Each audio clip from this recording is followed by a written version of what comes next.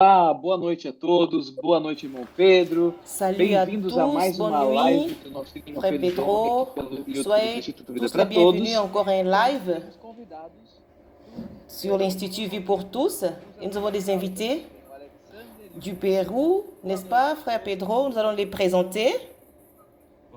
Salut à tous, comment vous allez? Bonsoir, André, Alex, Christian, les deux sont du Pérou et nous avons une conférence à Pérou et les frères sont engagés et plusieurs colporteurs qui se lèvent et nous avons eu un bon travail et le frère Victor qui va là-bas juste pour aider à l'Équateur aussi. Ils ont fait un bon travail, ils ont réveillé les colporteurs au Pérou et les frères à l'église à Pérou. Et grâce au Seigneur, dans cette conférence, le Seigneur nous a bénis dans les réunions de samedi et les réunions de dimanche. On va les présenter, Alex et Christian. Présentez-vous et parlez un peu concernant cette conférence ou comment se trouve la situation au Pérou. Frère Pedro, bonne nuit. Les frères, bonsoir. Nous sommes très heureux à cause de cette conférence inédite. Et nous avons vu que c'était une icône. Et nous avons eu une grande visite des frères brésiliens. Et presque de 50 frères. Nous nous sommes sentis privilégiés. Nous avons aussi la visite des frères de l'Équateur. Plus de 50 frères et sœurs. Ils sont venus très actifs. Et ils ont eu ce fardeau de venir nous visiter, cette tâche. Et nous avons eu la visite des colporteurs de l'Équateur. Et nous avons beaucoup de fardeaux, beaucoup de tâches à faire.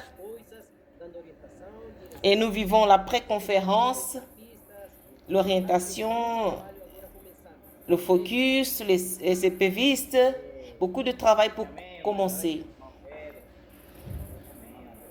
Amen. Bonsoir, frère Pedro, le frère André, tous les frères.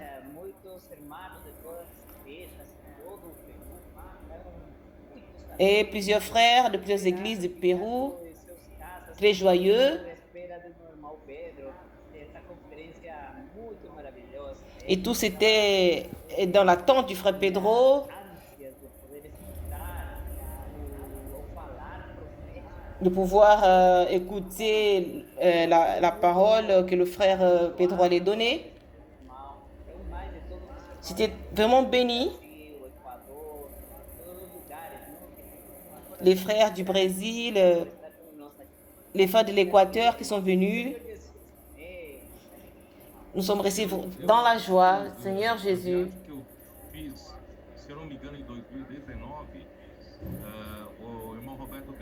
Et si je ne me trompe pas, mon voyage que j'avais réalisé en 2019 avec le frère Graner, il m'avait fait visiter votre bureau de la coopérative.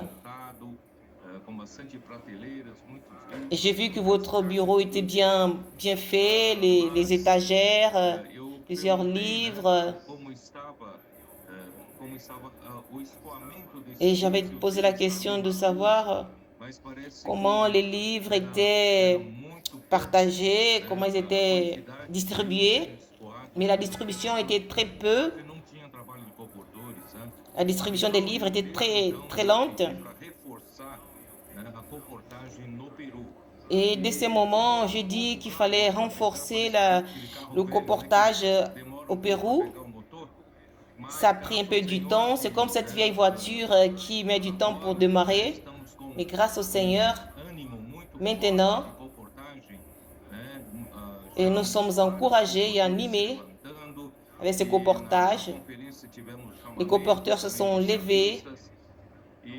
Et dans cette conférence, on a appelé Et la maison de le CPEV est remplie. Les CPVistes ont été appelés, se sont levés. Et c'est une autre situation. Et nous sommes vraiment dans la joie et dans l'espérance que le Pérou deviendra l'un des centres comme la Colombie, où le Seigneur a fait ses changements. L'Équateur aussi, le Seigneur a béni l'Équateur. Et nous attendons aussi qu'au Pérou, le Seigneur puisse faire un changement dans toute l'Amérique du Sud et soit engagé dans cette lutte pour la prédication de l'évangile du royaume en amenant ces paroles dans les rues pour qu'elles touchent la vie des gens et travailler aussi avec les adolescents, la maison des adolescents, avec les capitaines, les troupes, les intendants. Et les intendants aussi, ils sont éveillés. Et nous utilisons ces outils pour atteindre tout le Pérou. Et nous voyons qu'ils ont le fardeau, que plusieurs frères sont là, sont présents.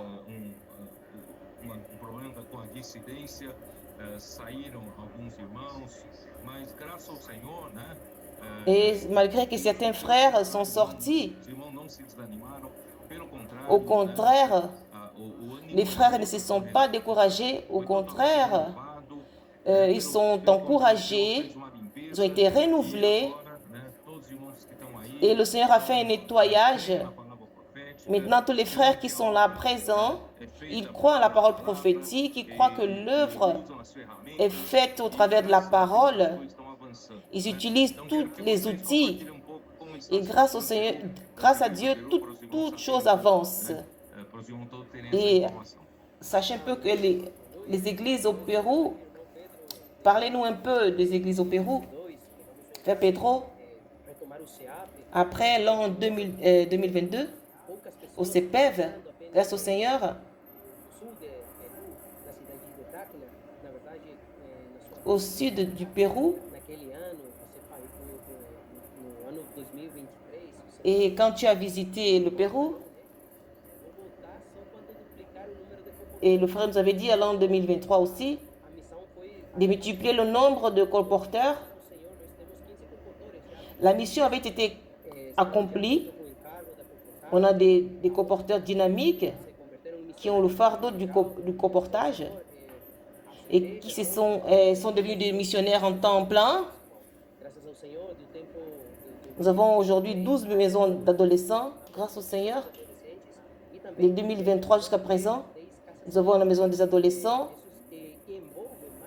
Nous avons aussi dans les églises des maisons kids, plus de 100 frères dans les églises. Nous avons 82 églises au Pérou qui sont fortes, qui est la plupart des frères qui sont à Lima et au nord aussi du Pérou. Et nous croyons qu'à partir de ces villes, la charge, le fardeau que le Seigneur nous a donné le dimanche passé, que ces villes soient fortifiées pour prendre soin des petites villes. Ça, c'est notre fardeau aujourd'hui. Et ce qui a touché le cœur des frères dans la conférence, c'est de travailler. Amen. Amen, frère Alex. Nous travaillons. Au CPEV, la mission, elle est ample.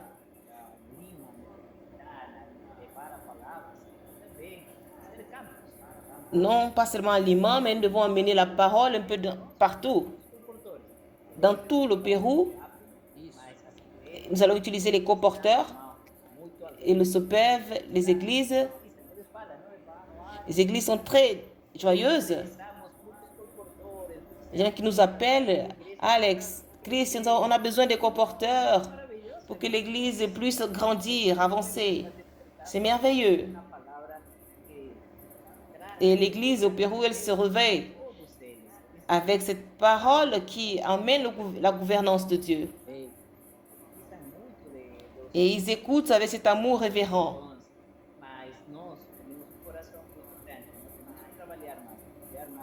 Et nous avons un cœur qui est grand. Nous voulons plus de la parole prophétique.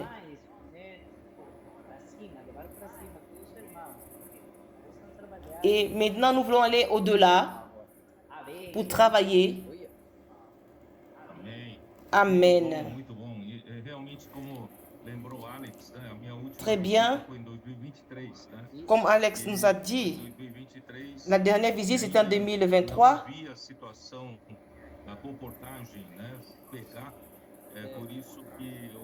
Et en 2023, elle n'était pas... C'est pourquoi j'avais lancé ce défi. Et maintenant, en 2025, c'est une autre situation grâce au Seigneur. Et nous avons beaucoup d'espérance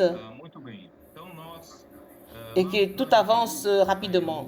Alors, au Pérou, j'ai partagé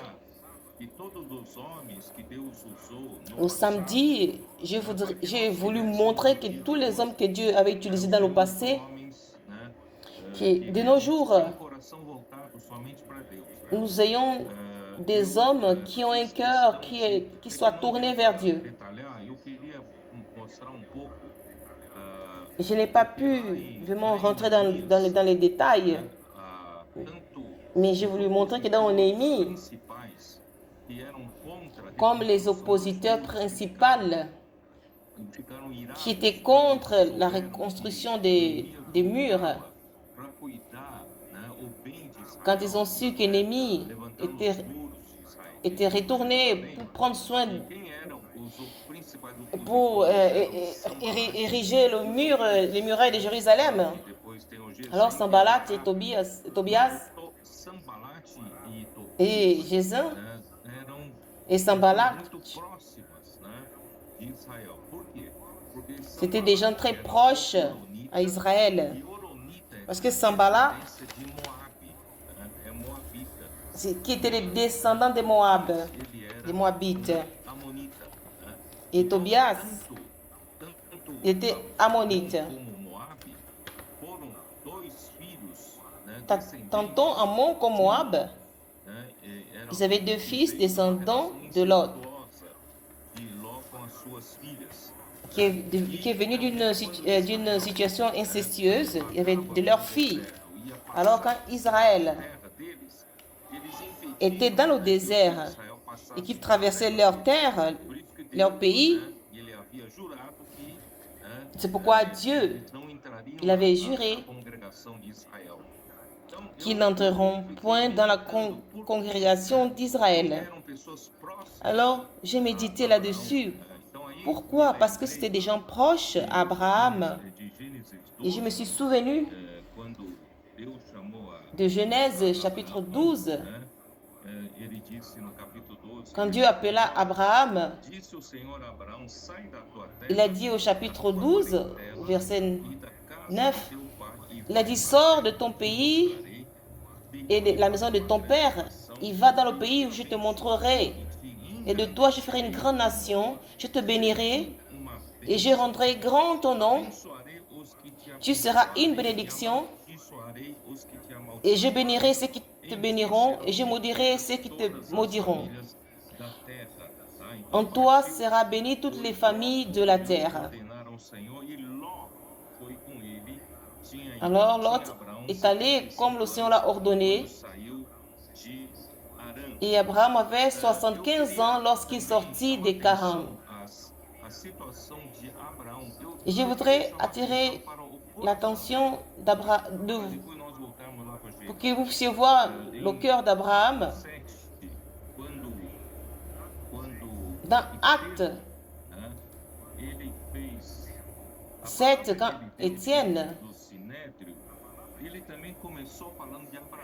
et la parole qu'il donna devant le Sanhédrin,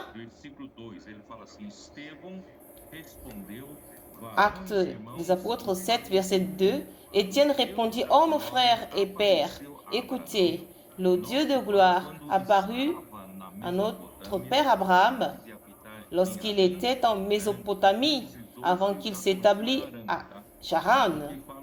Et il lui dit,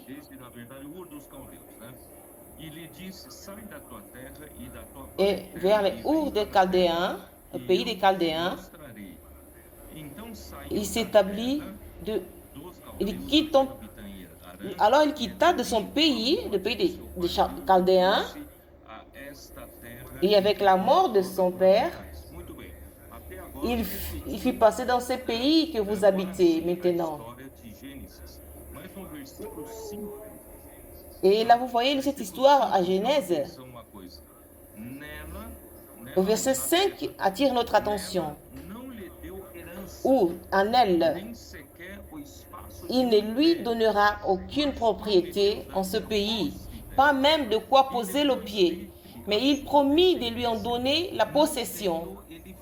Et à sa postérité, après lui, quoiqu'il n'eût point d'enfant.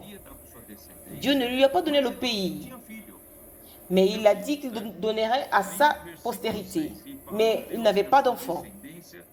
Au verset 6 nous dit, Dieu parla ainsi, sa postérité séjournera dans un pays étranger, on la réduira en servitude et on la maltraitera pendant 400 ans. Je voudrais vous montrer les gens que Dieu utilise pour faire sa volonté. Ce sont des gens qui ont un cœur pur, propre, sans ambition de s'enrichir, qui n'ont pas l'ambition que Dieu lui fasse de lui un homme fameux, renommé.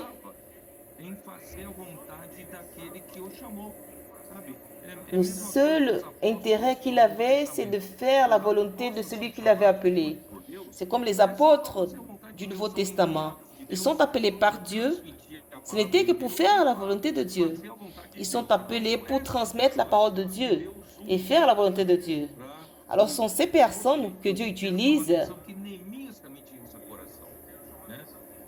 Je voudrais attirer votre attention parce que Néhémie aussi. Néhémie, il avait toute sa vie accomplie. Il servait le roi Artaxerxès. Il était dans une position élevée. Pourquoi est-il allé à Jérusalem affronter toutes les difficultés, toutes les attaques de l'ennemi? Il n'était pas là pour faire sa propre volonté. Et cela est très important. Qui veut amener le royaume de Dieu, faire la volonté de Dieu et reconstruire le temple et normaliser le service dans le temple, doit avoir un cœur pur, propre, comme le cœur d'Abraham. Celle-ci était la grande différence entre Lot et Abraham. Et le cœur de Lot était comme le cœur des hommes dans le monde aujourd'hui. Ils sont égoïstes. Ils ne pensent qu'à eux-mêmes. Ils cherchent Dieu par intérêt quand ils sont malades ou quand ils sont dans la famine ou bien quand ils ont un besoin. Ils cherchent Dieu pour chercher une bénédiction pour eux-mêmes. Alors Lot, il ne savait où aller. Mais il a suivi son oncle. Et son oncle était appelé par Dieu. Et Dieu l'a béni. Et alors quand ils sont allés en Égypte, Dieu avait beaucoup enrichi Abraham. Et lui aussi, Lot, il s'est enrichi grâce à Abraham. Mais Lot, il voulait avoir son patrimoine. Il avait ses serviteurs, ses servantes, son troupeau. Et Lot, lui aussi, il avait ses bétails, ses troupeaux. Mais il était venu comme un enfant pour Abraham. Comme Abraham n'avait pas d'enfant, il a mené alors son neveu. Alors il pouvait se dire, je te connais, mon oncle. Tu n'as jamais pris rien pour toi-même. Et toi, tu es à l'obéissance de l'appel de Dieu. Tu es sans ambition dans ton cœur. Moi aussi, je ne veux rien pour moi. Je vais te suivre. Je veux aussi faire la volonté de Dieu. Il devait être dans la bénédiction, Lot. Mais Lot, il a préféré avoir ses propres affaires. Alors j'ai attiré l'attention de ce principe d'idolâtrie. L'idolâtrie, c'est adoration à des idoles pour avoir ses propres affaires, pour chercher ses propres intérêts. Et aujourd'hui, beaucoup de gens,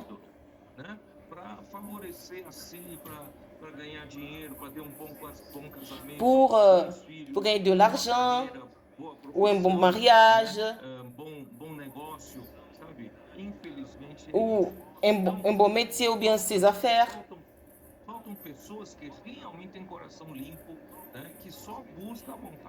alors il manque des gens qui aient vraiment un cœur propre, qui cherchent la volonté de Dieu. Je n'ai pas eu vraiment le temps de vous expliquer, mais ça c'est le point principal, que tous ici nous puissions avoir ces cœurs. Nous ne voulons rien pour nous-mêmes. Qu'est-ce qui s'est passé? Et ça devient plus clair quand Abraham a dit, ce pays, on peut... Alors on doit se séparer. Si tu vas à droite, j'irai à gauche. Si tu vas à gauche, j'irai à droite. On doit se séparer. Alors je te donne le privilège de choisir. Choisis où tu veux aller. Alors, l'autre, il ne s'est pas gêné. Il a dit, tu es mon oncle, c'est toi qui choisis premièrement. À droite, il est allé, il a choisi. Il a pris la plaine, la vie facile. Alors c'est plus facile. Il est descendu vers Sodome et Gomorrhe. Et à la fin, sa vie était vraiment triste. Et il fallait que Dieu envoie 2 anges pour le faire sortir de force. Pour sortir de ce... Sa femme ne voulait pas sortir de là. Et ses filles et ses beaux-fils, c'était très difficile. Et sa femme qui a regardé en arrière, qui est devenue une statue de sel. Et ses 2 filles qui ont eu des rapports avec Lot et qui ont des Moab et des Ammons. Alors, ils se sont opposés aux enfants d'Israël. Ils n'ont pas aidé les enfants d'Israël. Pourtant, ils étaient proches d'Abraham. Et dans la reconstruction des murs, ils étaient des oppositeurs principaux. Ce sont des gens proches de nous. C'était comme des parents bien proches. Mais ils ont leurs propres intérêts. Ils ont leurs propres avantages. Ils veulent suivre. Ils ont plusieurs disciples. Ils sont renommés. Alors Dieu ne peut pas bénir dans cette situation pour faire sa volonté. Alors il est très important et que cela soit clair. C'est lui qui cherche à reconstruire les murs et mettre en ordre les choses dans Jérusalem. Doit être des gens qui ont un cœur propre et pur, qui ne cherchent pas leurs propres intérêts, mais qui veulent faire la volonté du Seigneur. Pas votre projet ou votre... Ce n'est pas ma renommée, ni mes disciples. C'est faire la volonté du Seigneur pour que le Seigneur puisse réellement gagner davantage ces groupes. J'appelle un petit troupeau. L'église en Philadelphie, les 144 000 vainqueurs qui vont recevoir le Seigneur à son retour, et ceux qui forment le fils mal, et Satan les haït. Mais nous sommes ceux qui vont amener le Seigneur de vous.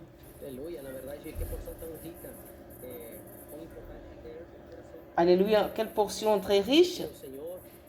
Il est important d'avoir un cœur pur pour servir le Seigneur et pour participer à la reconstruction des murs. C'est un grand solidement.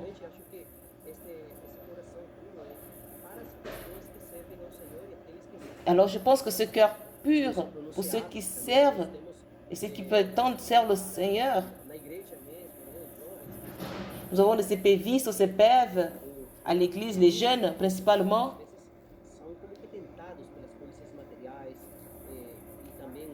qui sont là, souvent ils sont tentés par les choses matérielles.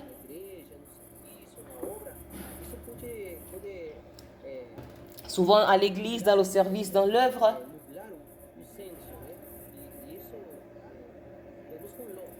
Qui puissent changer leur sens.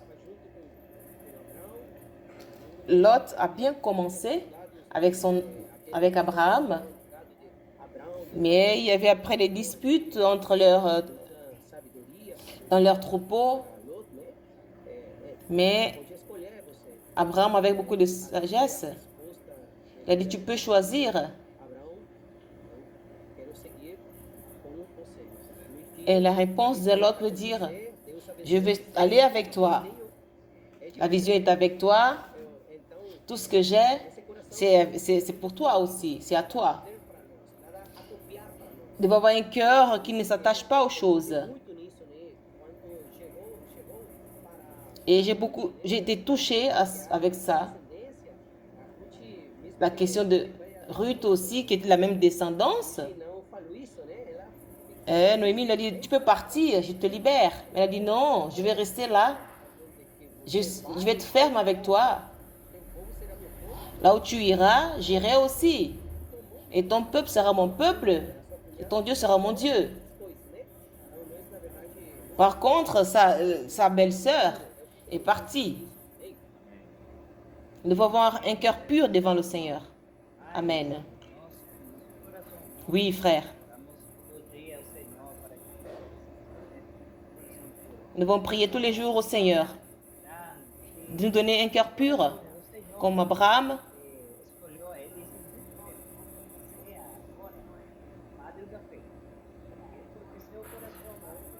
Le Seigneur l'a choisi comme le père de la foi, parce qu'il avait un cœur pur. Il ne voulait rien pour lui-même. Et lui, il est notre exemple.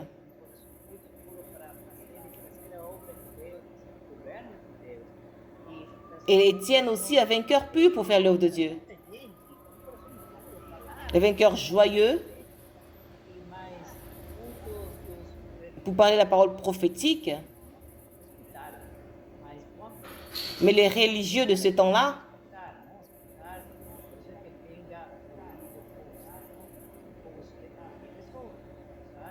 c'est pourquoi il dit que celui qui a des oreilles entende ce que le Seigneur veut.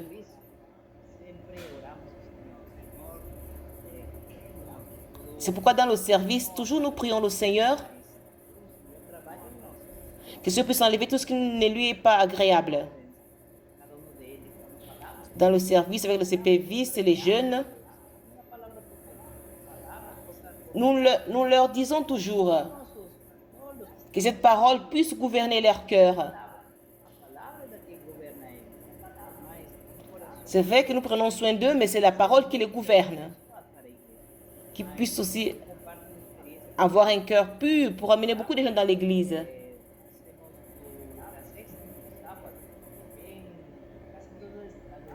Et je vous partage un petit témoignage du CPEV.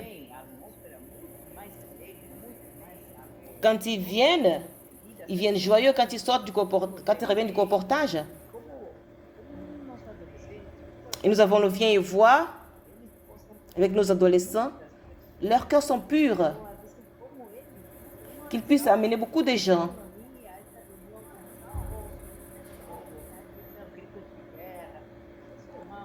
Et avec beaucoup de joie, avec du feu.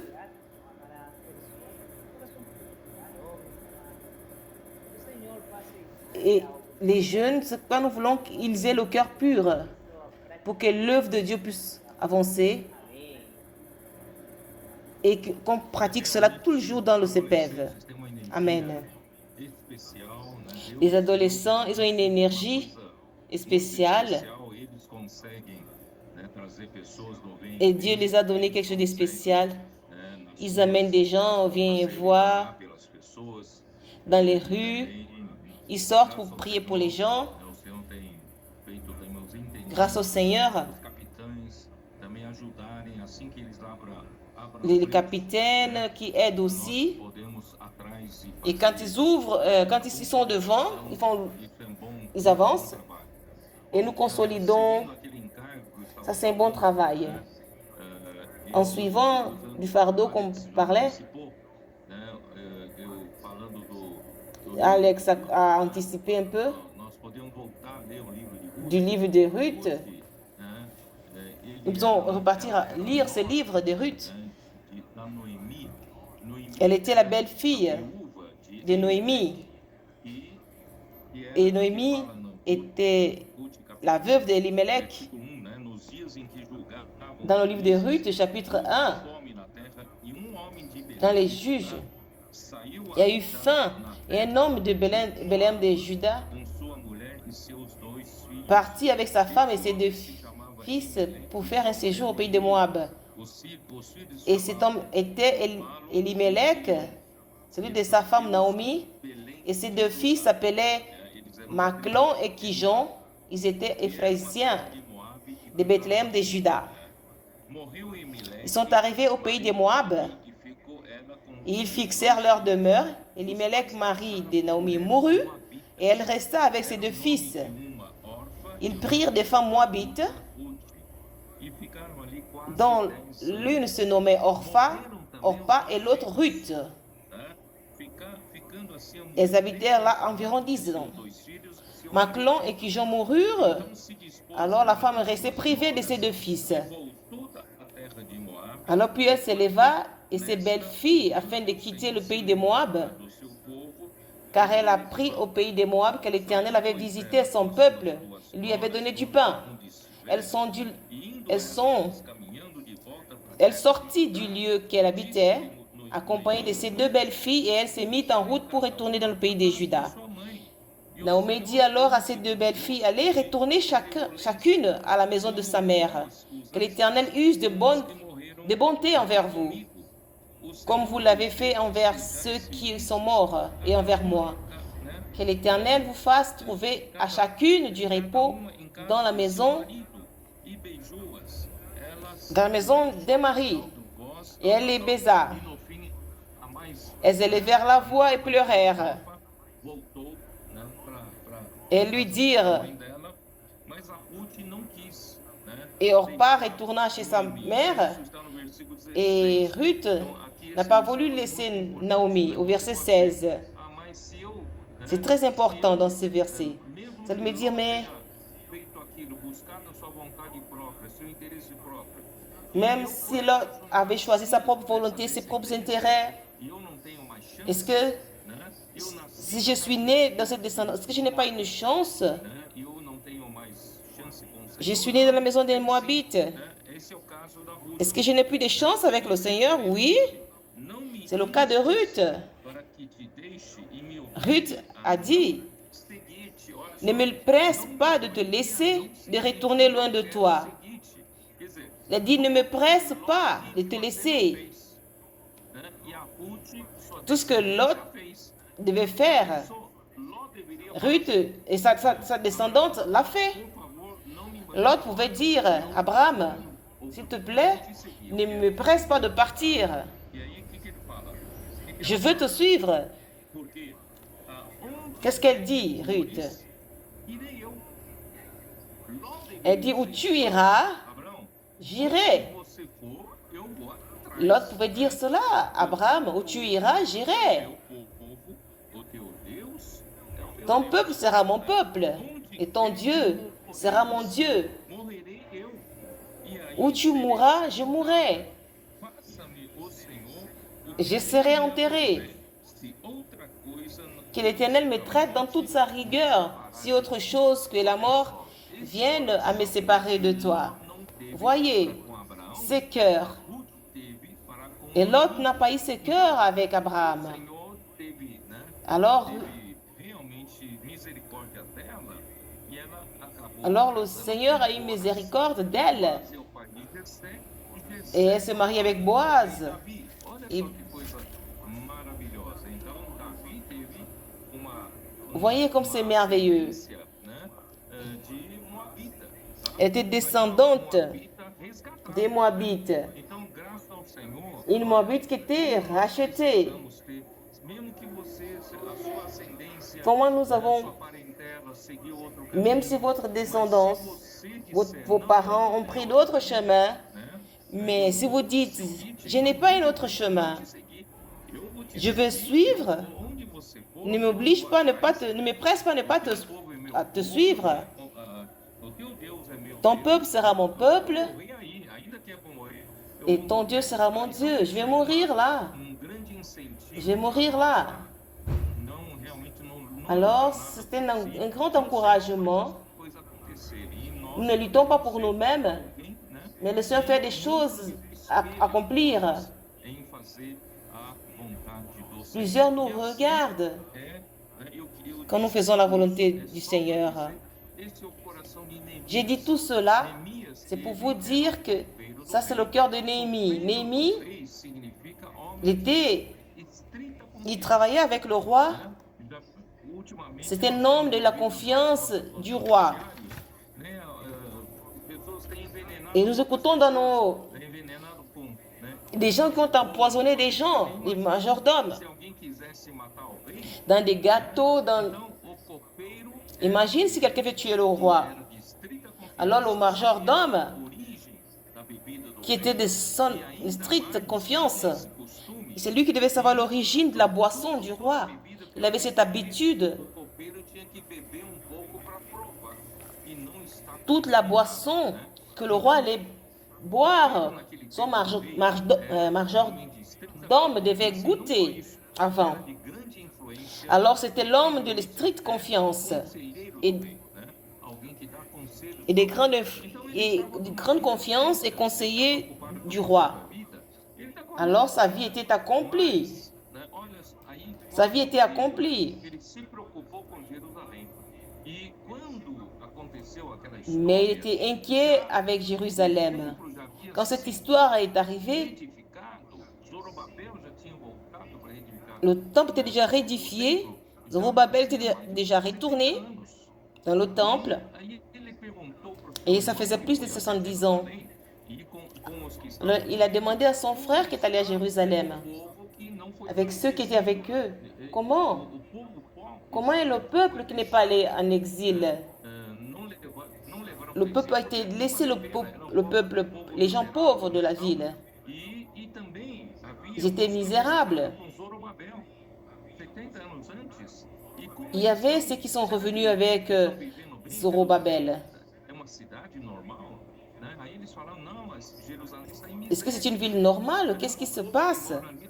Il dit Jérusalem est dans la misère. Et le peuple est méprisé. Les murs sont détruits et les portes sont brûlées.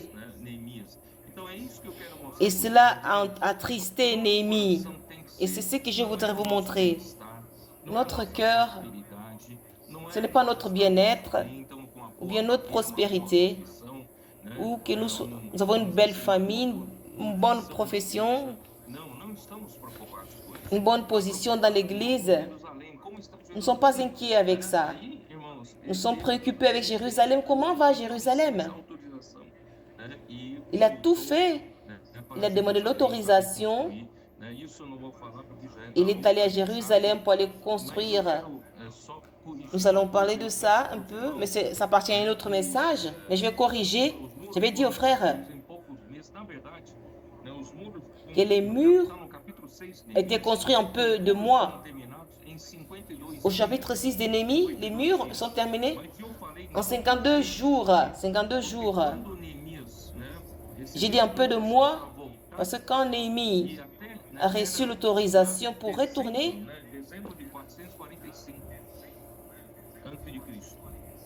et en décembre de 445 avant Christ. Et quand le mur est terminé, il était déjà septembre de 444, l'an 444. Et j'ai parlé à moins d'un an, mais c'était le temps que Néhémie est sorti de Perse et qu'il est allé à Babylone, qu'il est allé à Jérusalem. Et en 7 ans, et quand vous faites le calcul, ça donne à peu près 10 mois. Alors, en 52 jours, les murs étaient reconstruits. Et avec ces murs reconstruits, Néhémie n'avait pas terminé son travail. Il avait reçu 12 ans. Il était nommé par le roi Artaxerxès, qui était gouverneur sur cette ville de Judée. En d'autres mots, les murs, c'était une nouvelle étape. Une nouvelle étape pour établir le gouvernement de Dieu. Et Dieu, finalement, il voulait quelqu'un qui pouvait établir de l'ordre dans sa ville. Imaginez, vous avez la maison de Dieu, mais dans la ville où est la maison de Dieu, n'a pas de gouvernance ou de gouvernement.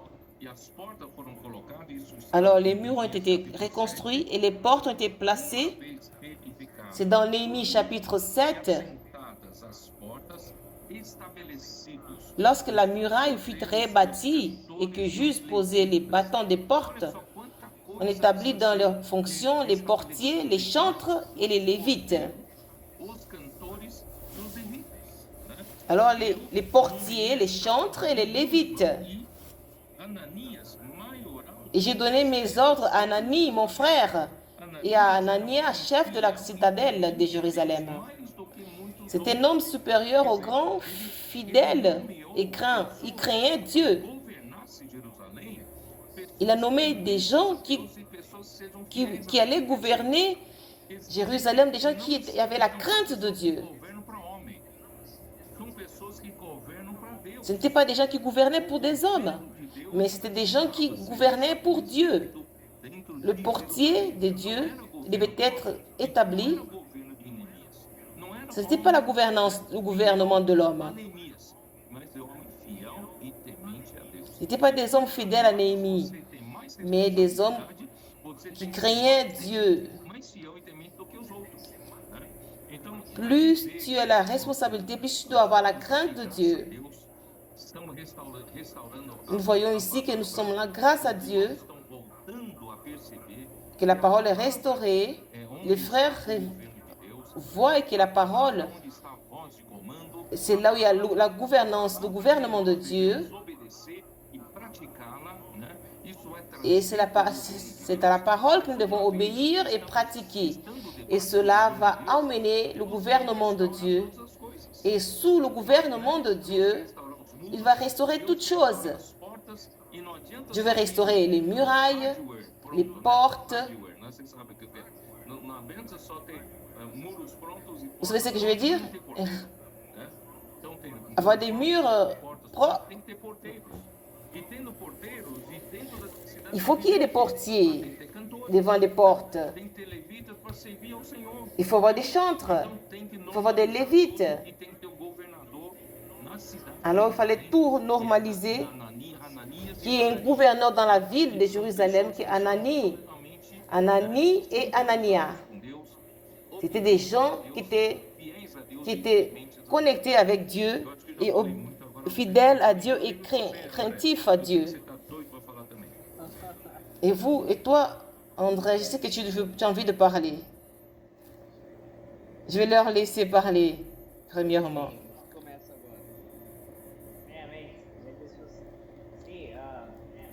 Amen. Néhémie, il avait un cœur grand pour gouverner la Jérusalem, comme le frère a dit, pour édifier les murailles, les murs, avec les portes. Nous avons aussi un gouvernement dans le mur. Mais dans ce gouvernement, on a besoin des gens qui ont la crainte de Dieu.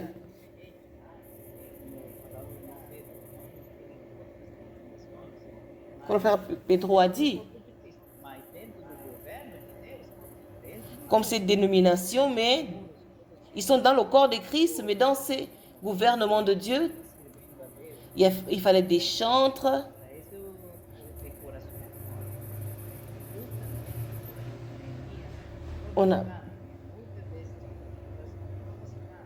Néhémias, il cherchait aussi des gens qui allaient travailler dans les murs pour que la base, comme le frère a dit dans la parole d'ordre, tous ici dans le CPEV, des jeunes, des adolescents, ils viennent. Il y a beaucoup de choses qu'ils amènent de leur maison, avec des murs brisés. Mais c'est dans le CPEV qu'on nettoie, le gouvernement de Dieu puisse entrer en nous, en eux, et qu'elle gouverne, qu'il puisse avoir une direction, la direction de faire la volonté de Dieu.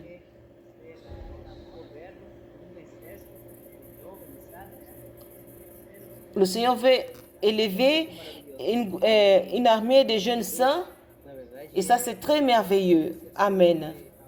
En vérité, il s'agit d'aimer la parole et le gouvernement de Dieu. Il est important. C'est pourquoi Ruth, elle avait un cœur simple. Elle a dit, ne me presse pas de partir. Et nous avons besoin d'avoir ce cœur. C'est merveilleux. Néhémie, nous voyons, j'ai beaucoup aimé. J'ai été touché par ces portions de la parole et de cette conférence. C'est conditionnel. Si il est important que le gouvernement de Dieu, pas seulement dans le temple, mais qui est la gouvernance dans les murs. Nous devons valoriser la parole telle qu'elle est. Et cette parole qui est présente, qui nous gouverne tous les jours. Souvent, quand il y a des jeunes qui viennent au CPEV, ils viennent de plusieurs manières. Et des moments qu'ils ont envie de partir. Mais quand nous leur disons, ce n'est pas votre passé qui est important, mais c'est qu'est-ce que le Seigneur va faire d'ici là dans vos vies. Mais ayez cet amour révérencieux envers la parole. Ce n'est pas notre gouvernance, notre gouvernement humain dans notre pays. Ils ont beaucoup de fardeaux. Aller dans les villes voisines, là où il n'y a pas encore de témoignage de la parole. Mais nous voulons que cette année, nous puissions avoir un grand nombre de villes visitées où le gouvernement de Dieu peut arriver. Mais les villes où les murailles ne sont pas érigées, on n'a pas cette capacité, mais nous avons cet amour. Comme Néhémie a dit, comment est Jérusalem? Et son cœur était touché. Il a tout laissé. Il a laissé tout ce qu'il avait. Combien de choses souvent viennent nous bloquer? Ce n'est pas pour nous-mêmes. Ce n'est pas pour notre réputation ou pour avoir un nom ou une œuvre en nous. Mais pour que l'œuvre de Dieu soit faite sur toute la terre, dans les villes où il n'y a pas encore le gouvernement de Dieu. Et au travers de comportage, Néhémie est resté combien d'années? 12 ans.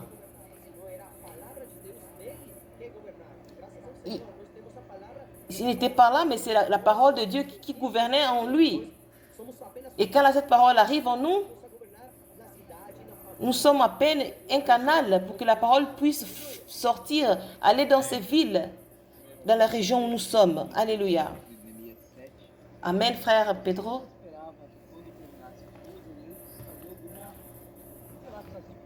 Et j'attendais toujours que quand la muraille termine, Il allait appeler les préfets et les policiers.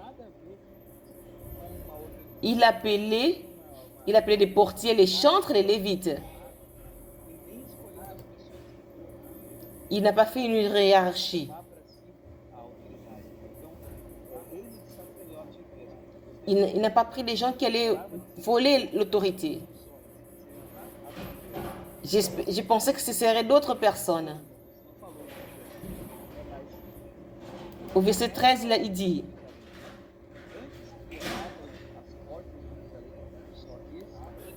que l'ordre a commencé à Jérusalem et que les portes se ferment. Il y avait quelqu'un qui commandait les horaires qui étaient là. Il y avait les gardes. Il y avait plusieurs maisons. Alors les habitants étaient là présents.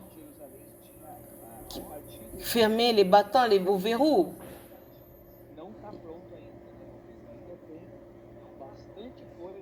Et il y a encore beaucoup de choses à faire. Cette vie dans l'autorité de Dieu. Il faut le sacerdoce, les services établis. Parle de l'enthousiasme, de l'excellence, le focus, l'envie de terminer l'œuvre du Seigneur. Il y a une clé qui est très importante. Ces deux versets. Et les portiers, ce n'est pas ce que nous comprenons. À São Paulo, j'habite dans cet appartement et à la réception, il y a un portier. Il y a un portier aussi dans le parking. Souvent, en 24 heures, il y a 3 portiers. Ils font leur horaire et ils s'en vont. Mais spirituellement, le portier est celui qui zèle dans les entrées des personnes, que Dieu, ils sont là pour empêcher ceux qui apportent un dommage dans la ville. Ils sont des gens qui ont du zèle, qui sont là pour garder. Alors nous avons tous une fonction de portier. Nous devons avoir du zèle pour que tous ceux ou celles ou qui va distraire, comme Alex a dit, on va avoir du zèle, on doit zèler, avoir du zèle. Un exemple. Quand je parlais de Galates 3, vous avez reçu l'esprit par les œuvres de la loi ou pour l'écoute de la foi. Apparemment, ça paraît une doctrine. Mais c'est un portier. Pourquoi? Vous vous souvenez que j'ai averti? Nous ne pouvons pas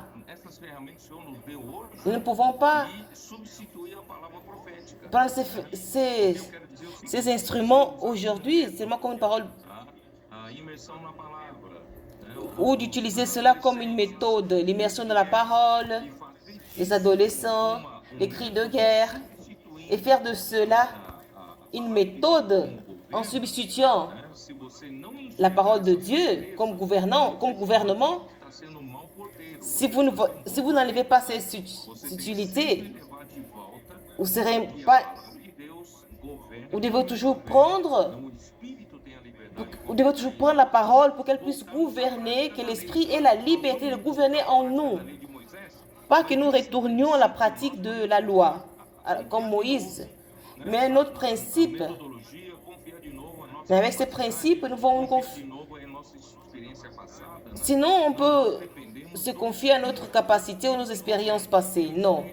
Nous voulons dépendre de l'Esprit aujourd'hui. C'est l'Esprit qui gouverne et l'Esprit est vivant. Alors, c'est très important. Alec nous a rappelé aussi, comme j'ai dit, dans Alima et dans Exode 19, j'ai montré que le gouvernement de Dieu, il n'y a pas autre chose si ce n'est sa parole. Exode 19, le Seigneur dit, si diligemment vous écoutez ma voix et vous gardez mon alliance, alors le résultat viendra. Mais dans quelles conditions? Ce n'est pas...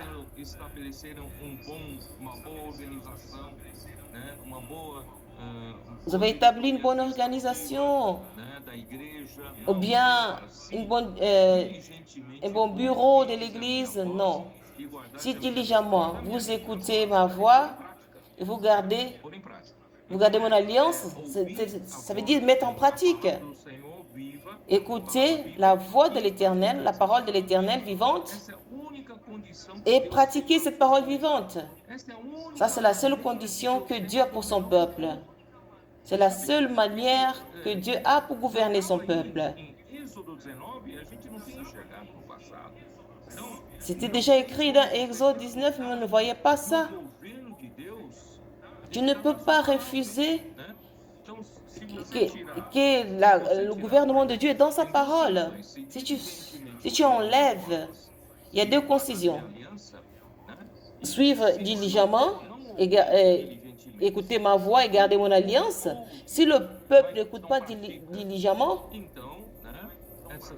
et s'il écoute, il ne pratique pas, alors cette condition n'est pas répondue. Alors le résultat ne viendra pas. Alors le résultat, c'est quoi? Vous serez ma propriété. Et je ferai de vous des royaumes, des sacrificateurs, une nation sainte.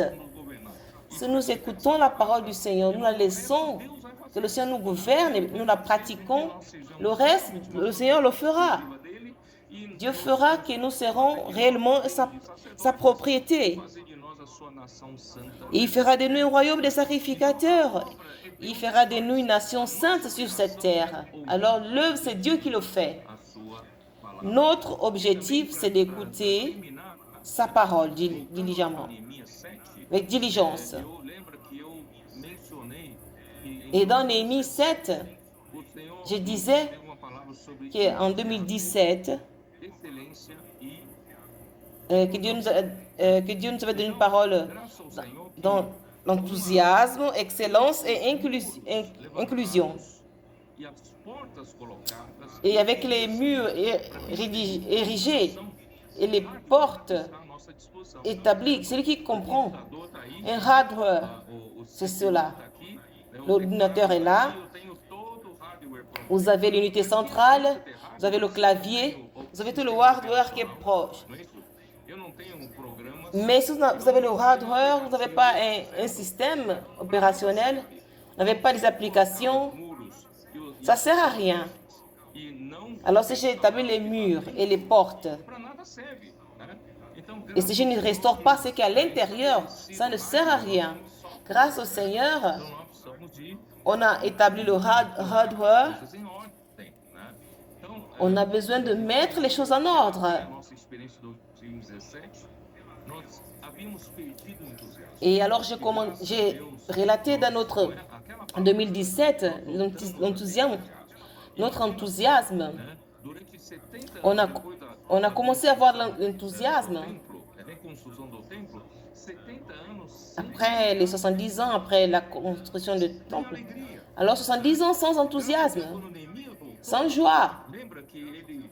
Grâce au Seigneur, quand Néhémie est revenu,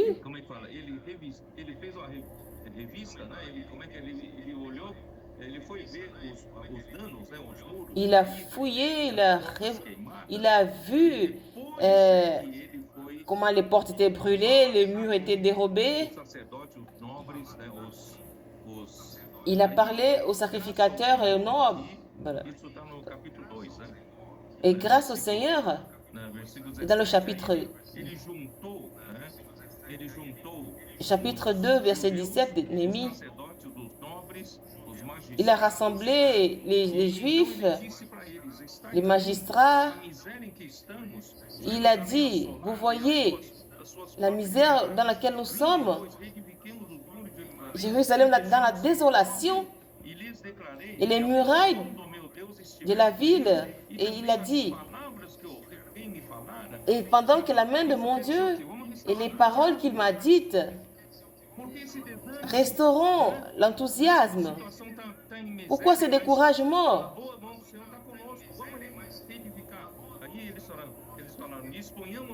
Allons rédifier.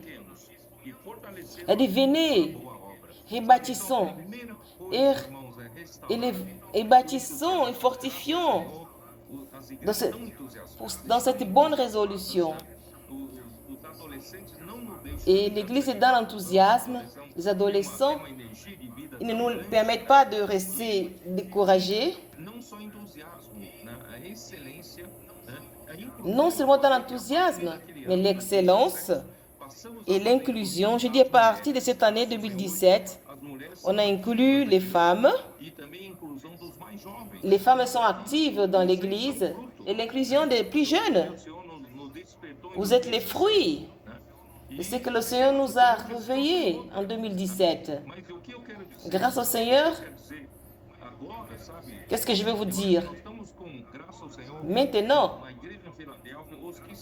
grâce au Seigneur, nous avons une église en Philadelphie. Ceux qui sont avec nous sont clairs que c'est le Seigneur qui nous gouverne. Nous aimons sa parole, nous avons cet amour révérencieux. Et c'est lui qui fait son œuvre au milieu de nous. Et d'une part, nous devons restaurer l'enthousiasme, l'inclusion.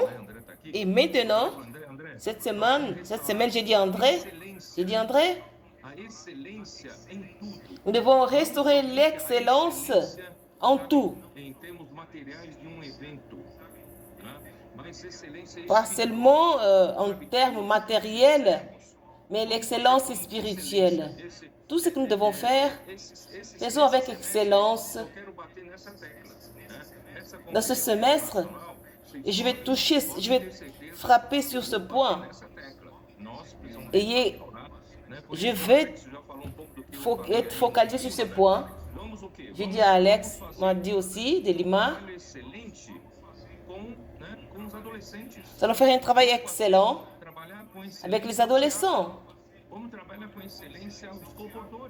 Avec le CPEV, un travail avec l'excellence, avec les comporteurs. Toute l'Église travaille avec excellence. Les intendants, on va inclure tous, les adolescents, les jeunes, les intendants. Et utilisons cet outil. Et dont aussi les églises, et il y a ces églises qui ne sortent pas, qui sont toujours à la même place. Utilisons ces outils pour prendre les adolescents, les troupes, les capitaines, les intendants.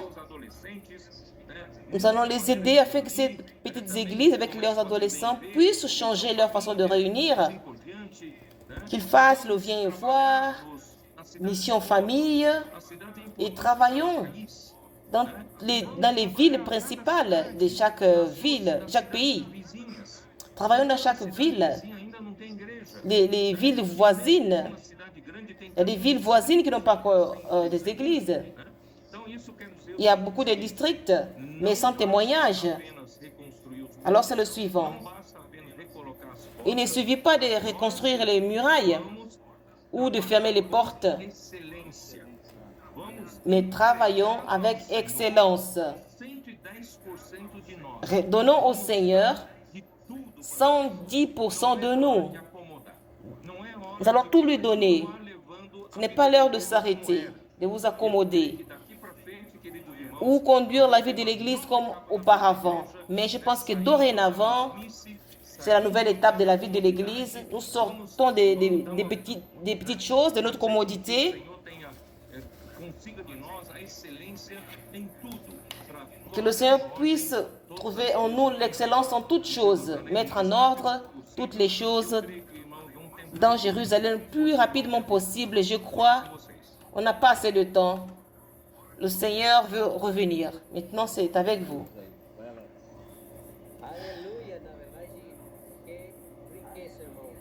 Alléluia, en vérité.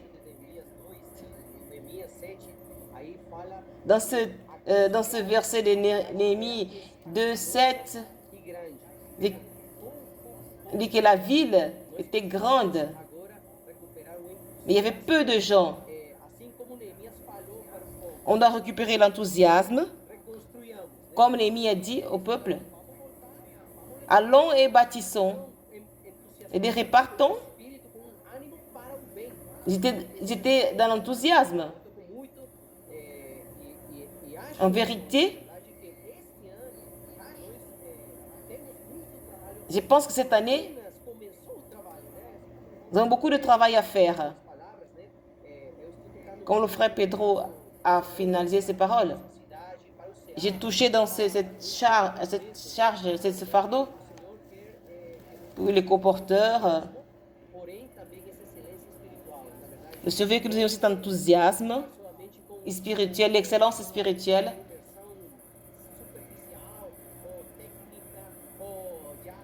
Ou cette immersion superficielle de techniques ou d'une manière religieuse.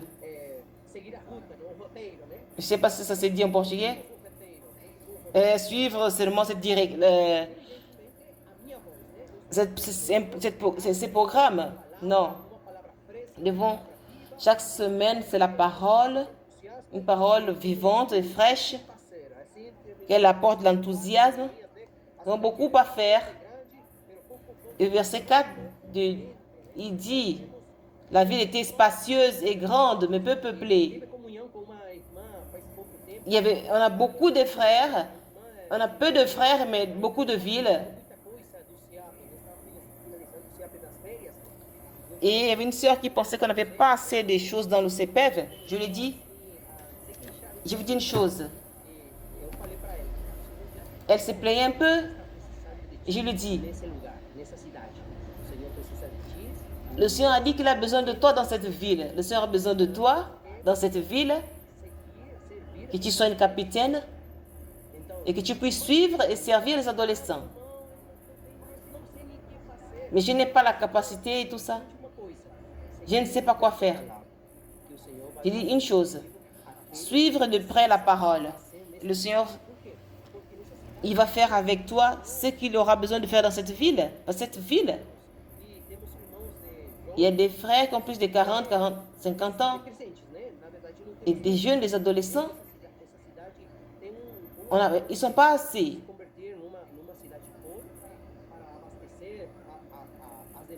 C'est une grande ville. On aura ces églises principales qui vont aider les petites églises.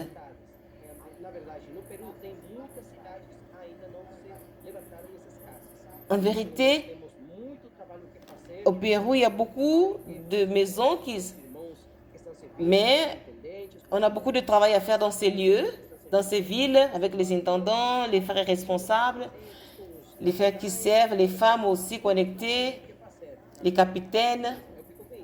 Il y a beaucoup de travail à faire. Amen. Amen. Je me souviens, c'est que le frère a dit en 2017, qui est l'enthousiasme, l'excellence et l'inclusion. Plusieurs jeunes qui devaient être plus joyeux. Et les fruits de tout cela, aujourd'hui, sont comporteurs. Les fruits de ce réveil, de cette parole, plusieurs parmi eux, ils font des cris de guerre, maintenant ils sont dans l'immersion. Ils ont gagné d'autres jeunes adolescents pour amener le Seigneur. Et dans le CPEV, on a des jeunes. Mais c'est la parole prophétique qui gouverne durant toute la semaine, 2 ou 3 fois.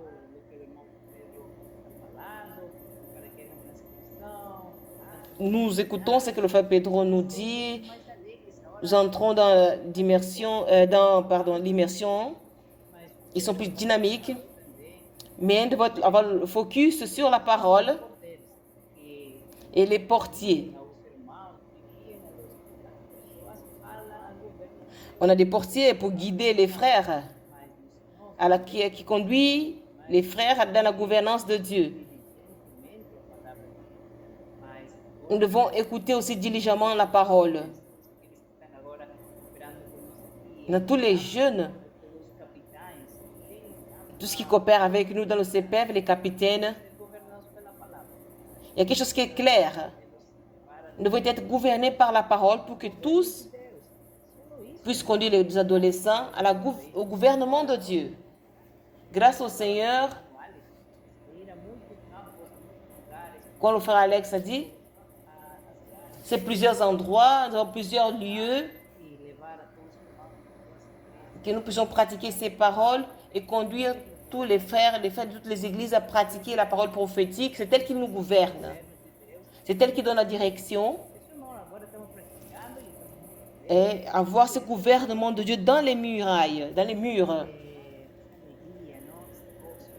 Et c'est ce qui nous amène, nous apporte cette joie, ce plaisir, la parole prophétique. Et à la fin,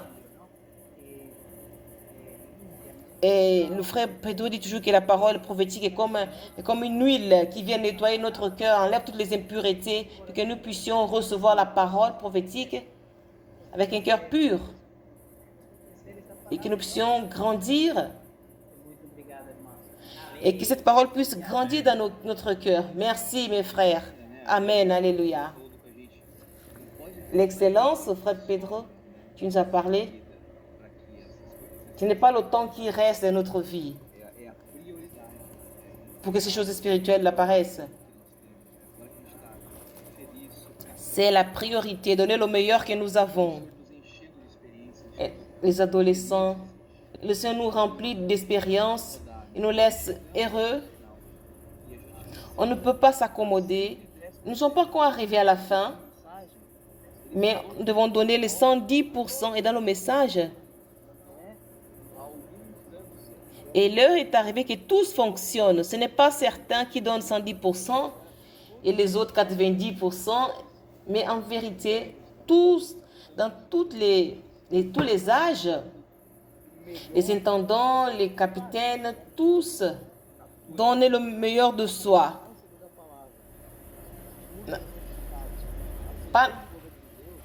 Les murs sont édifiés, nous recevons le gouvernement de Dieu. C'est le meilleur pour notre temps, c'est de notre dédication. Et l'excellence, frère Pedro, c'est un niveau plus élevé. Il y a toujours le prochain niveau. Il y a encore un autre niveau à se mettre. C'est cela.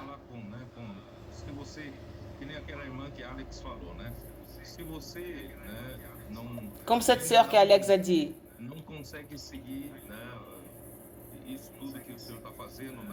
Si tu n'arrives pas à suivre tout ce que le Seigneur est en train de faire dans les églises, si tu penses que tu es incapable de suivre le Seigneur et tout ce qui se passe, tu n'as pas la capacité de prendre soin des adolescents ou être un intendant ou de faire les missions de famille, le viens et voir, le réseau de soins, où tu n'as pas assez de temps. Je vais te dire, pour ceux qui nous écoutent, tu peux aussi aider les autres. Tu n'as pas besoin de commencer avec une grande exigence, dire les frères m'exigent de moi que je puisse servir. Non.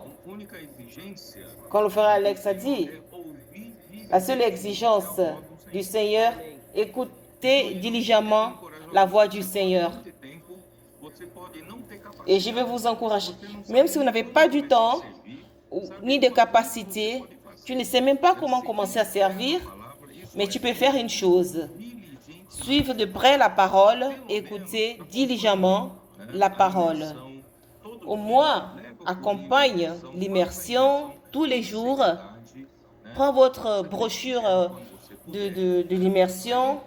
Faites les cris de guerre quand tu peux le faire. Et accompagne la parole. Ne perdez pas la parole de dimanche, de jeudi, de samedi et votre vie de l'église. À chaque réunion, je suis sûr qu'il y a plusieurs de ces vaillants de David qui servent avec beaucoup de temps, avec beaucoup de force.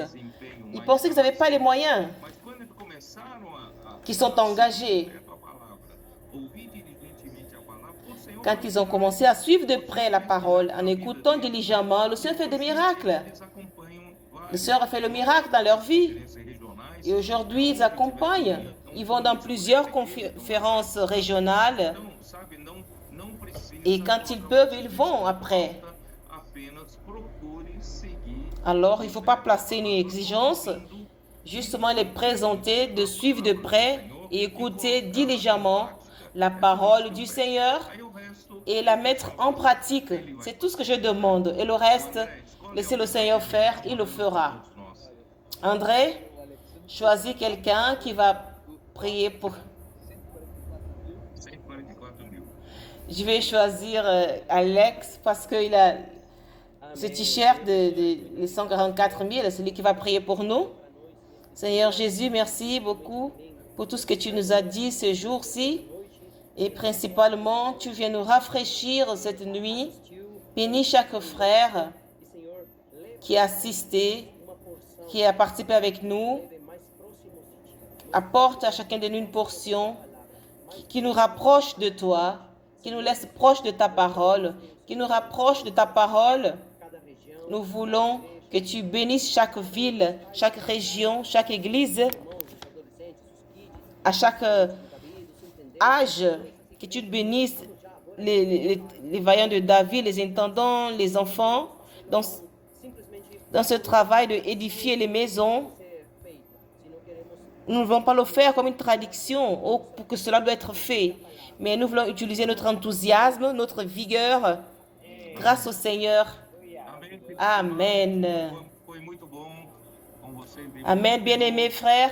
C'était très bon d'être ici avec vous, les frères du Pérou, et tous qui nous ont accompagnés. Que Dieu vous bénisse tous. Amen. Ciao, au revoir.